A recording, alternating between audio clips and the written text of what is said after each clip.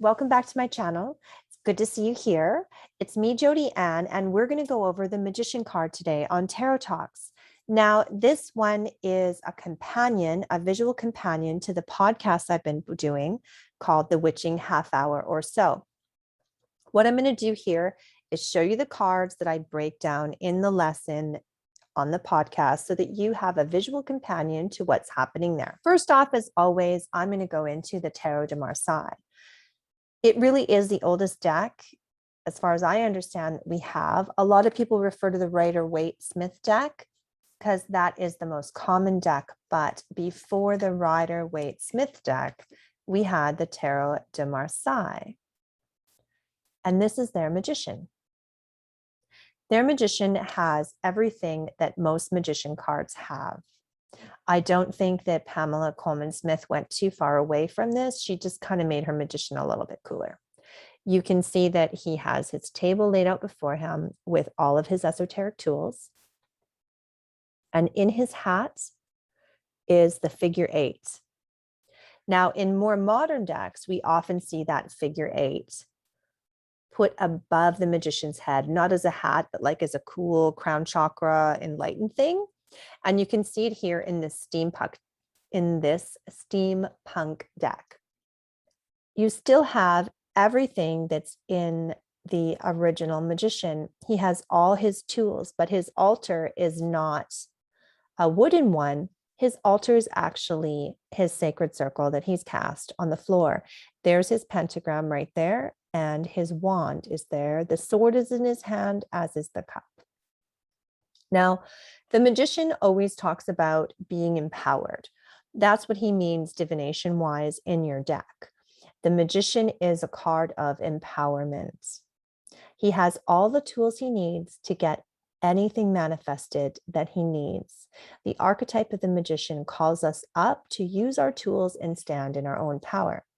So these are what I'm going to show you and what I talk about on the podcast for traditional decks. Now I'm going to go into my own little collection, and I have some more contemporary decks, and I tried to choose ones that have the imagery, but it's a beautiful artistic rendition and a new take on the card. So the first one I'm going to show you, and these are in no order, actually, the order they're in is the order I purchased them.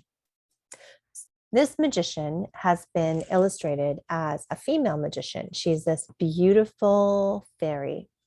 Now, her crown chakra is lit up, but it's more with this enlightenment light. However, that figure 8 is still there, right there in the vine work below her. She's got that figure 8. That infinity sign is still in this card. She doesn't have the tools laid out She doesn't have tools laid out in front of her in an altar. She does have this beautiful magic thing happening in her hands that symbolizes that she is in control and empowered, and she's able to manifest what she wants. And if you think about it, it makes sense. She is a fey creature. She doesn't really need mundane tools the way we might, but she still has that same meaning of empowerment, stepping into your power and using your tools and manifesting your destiny. One of the things I'm going to show you about this deck that I think is super cool, I didn't even know it was like this when I bought it, and then I got it home and I was like, whoa, that's so cool, is the reverse of this deck is a black and white version of the card. My lighting's going berserk. It's a black and white version of this card. I'm going to try to get it nice. Can you see it there nicely? Sorry for my lame camera and lighting skills. Anyway, it's the same painting before it's been colored.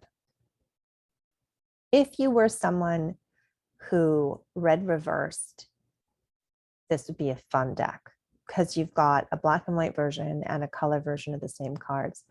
I have read them just as black and white or just as color. I don't tend to shuffle them and mix them through. That's just me. The next card I want to show you is the Magician card from the Wildwood Tarot. Now, this deck really is quite wild. There's a lot of animals and beautiful nature type themes in it. So their magician, they have changed the name, and their magician is actually called the Shaman. I don't know if you can see that there. And it's a much busier card than the other magician cards we've put up. He's in this beautiful setting, but he still has those same elements as the other ones. He's got his beautiful stick, and he's got his tools laid out before him. There's a cup there. There is a fire thing burning. There is a bone, which I would think would be earth, would be the earth element, and a knife as well. Earth, air, fire, water. Tools of the magician being used in the hands of the shaman. It's beautiful. Now, I'm not sure, but I didn't really find a figure 8 in this. I've been looking, and the closest thing I can find is in his headdress. The eyes of the animal could be a figure 8. I don't know if that's the artist's intention or if that's my wishful heart. Okay. All the other elements are there. So there you have it. There's 4 different cards. I do break down the symbology again and talk a bit more about the art on the podcast.